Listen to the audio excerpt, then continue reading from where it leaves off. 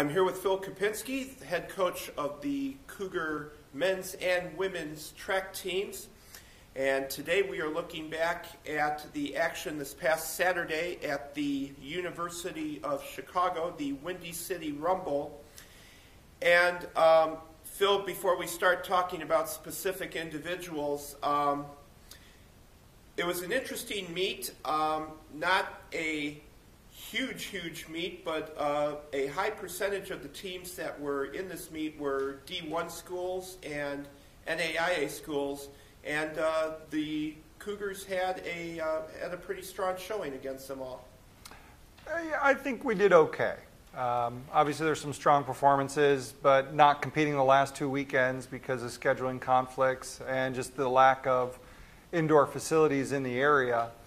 I think we went into it with a layer of rust. So not completely, I know our high point is still coming in the next 3 or 4 weeks, but I was glad with what I saw considering where we are in our training cycle compared to where other schools might already be 5 or 6 races in, and here we are in our third and we're competing at a pretty high level.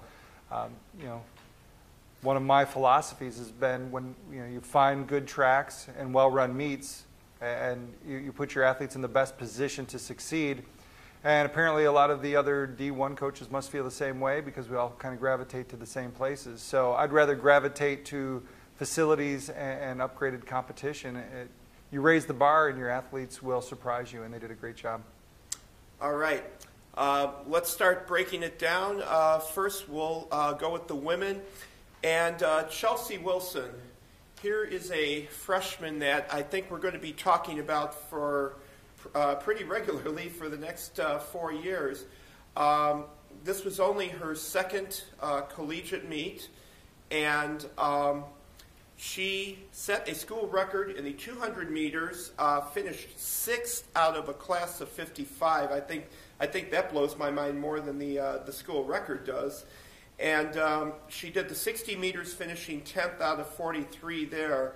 And we've got a real talent on our hands there, I think it's fair to say. I think that's true, and I think her performance was unfortunately was hampered by us not participating for 2 weeks. When they seed people into the meets, they seed it by the current time they had. I think had Chelsea run the last couple weeks, she would have broke the record previously, been in a faster heat, been pulled through quicker. I think it's very realistic to think that she'll be almost a full second quicker in another 3 weeks. So I agree with your assessment that Concordia has found itself a top flight female sprinter who we will be talking about for multiple years. So that might be her second record in 2 meets. So I think she may have had the 55 dash record in her first meet, I'm not sure, and then now the 200. So we'll just keep finding records for her to break, and she'll keep rising to the challenge. She's a great kid. We're lucky to have her. Okay, a lot of your other women sprinters with really good days. Rashada Anderson, and she was coming off a really strong meet in one of the earlier meets of the year. Andrea Caldwell and Alicia Johnson, returners all, but both of them look to have made some big early strides. Yeah, the ladies, as sophomores, juniors, seniors, upperclassmen that have been through this, they understand that it's part of the process. I think all of them could have run better in their events. For Alicia Johnson, it's her first time running a 200. She really didn't know what she was doing, but she ran a PR in her 400. And Rashada and Andrea just need more block starts. Unfortunately, not having those reaction times to the gun the last couple of weeks, probably hurt them a little bit, but they still ran particularly well. And I think that they're in a great spot right now. I think the women's team, all of our sprinters are actually rolling in a positive direction. All right, in some of the longer distance running events, Danielle McCormick and Sonia Sorensen, good efforts in the 3,000. And Ashley Martinez, Sam Fisher, and Rebecca Hannigan, all with good efforts. I believe all of them PRs in the mile. So lots of improvement across the board. Yeah, all of our girl distance runners in the mile up, whatever event they ran, set personal bests. For some, it's just learning a little bit running economy, learning running philosophy, and it's proved well.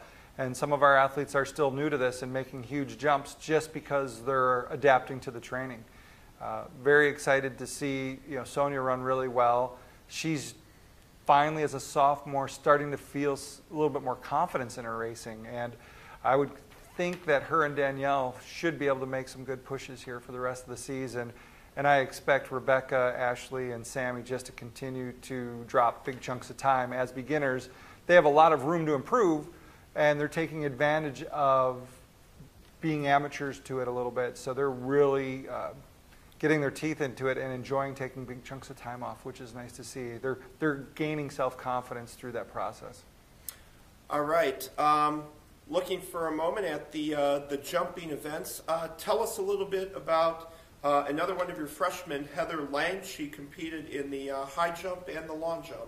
Yeah, Heather's a great kid, and I hope she takes the opportunity to download this and watch, because I can't sing her praises enough.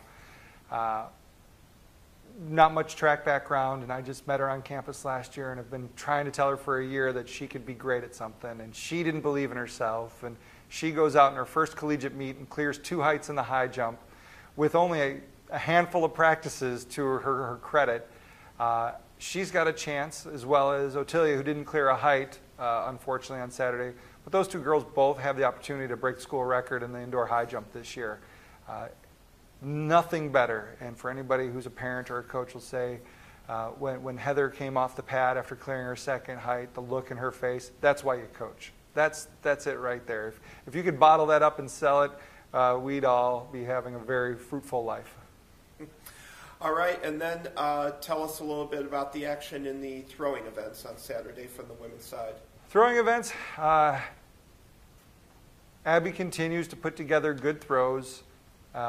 Unfortunately, with a high-speed, high-intensity event like that, the smallest little mistakes have big impacts. And one of her best throws clipped part of the cage, and it still was within 12 or 15 inches, I think, of her personal best.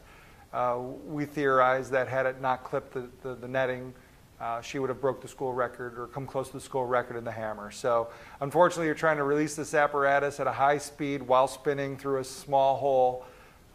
She did very well. It's just, I hope she sees the results of her hard work sooner rather than later, because this is a couple throws, a couple meets in a row now where little small things have kind of impeded her overall results. The progress is there, but you want that tangible result that just hasn't been there yet. All right, let's talk now about the men's action. And once again, starting with your runners, you had a couple freshmen that were very strong in the 60 and the 200. I think all of our 60 and 200 guys have been running really well. Once again, it's that getting out of the blocks, the reaction time to the gun. I anticipate that'll get better. Much like we got hurt in our seating in the women's time, some of our fastest men had to enter with no times, so they got put in slower heats, no one to chase. And that hurts guys like Zach Slusher and JJ. They are always going to perform better when they're chasing somebody down. Most athletes will. It's just kind of the instinctive nature of what we do. So I think the times were good. I don't think it's, we obviously have not come anywhere near our peak yet. I think with continued racing the next couple of weeks, we'll see some of those guys really develop, and hoping to get a few guys back into the fold. A couple guys are just coming back from injury. We have one that's still out waiting for Matt Gapsky to come back from a little bit of a hamstring tweak. So our sprint group should get bolstered here over the next week to 10 days.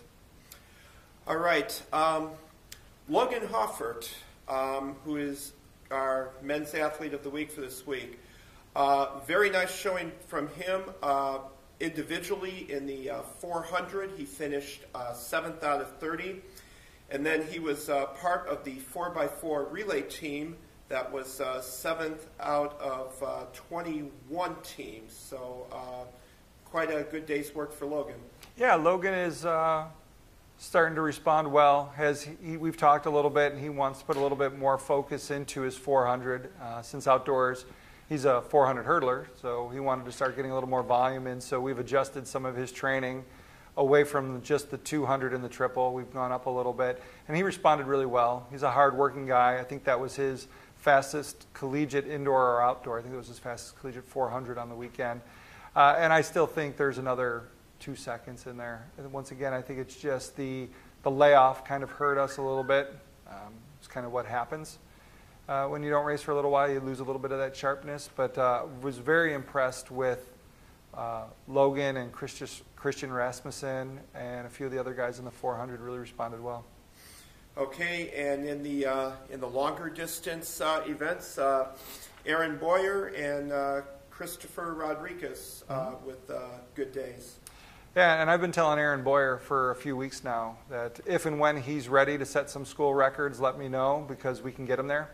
So I think he's starting to buy into it. I think he's starting to believe in himself, which is great because he's got a great talent.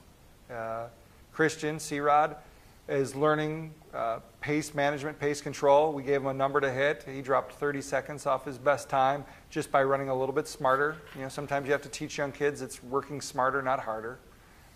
As you get to our age, Jim, that's kind of instinctively bred. We've learned that, you know, work smarter, not harder. But they're coming around really, really well, and it's nice to see progress that those 2 weeks of not racing, that in some areas, especially with the distance runners, that they're starting to buy into the system a little bit, and they're believing that you can get faster sometimes by running slower. All right, and Phil, if you could, for us, recap the men's action from the jumps and the throws. Well, we only, Joe D, had some decent attempts. Once again, we're still waiting for that positive result to hit. He's had some good throws. The techniques around, he's a student of the sport. He's really working at trying to get it, so we're hoping that one comes together for him. In the jumps, we had Josh do the high jump. I don't know if we had a real good day hitting our marks in the triple. I'm not sure. Honestly, I don't think anything really jumped off the page as being remarkable. Once again, though, that's just a repetition thing. You practice, practice, practice, but once you get into a meet and you get adrenaline rushing, all of a sudden that mark you had, you're running a little bit faster, you start missing your marks a little bit. I think we had a little bit of that with our men's jumpers. Unfortunately, Josh in the high jump probably was impeded a little bit because of the two events he was in. He went right from clearing his second height in the high jump, ran over.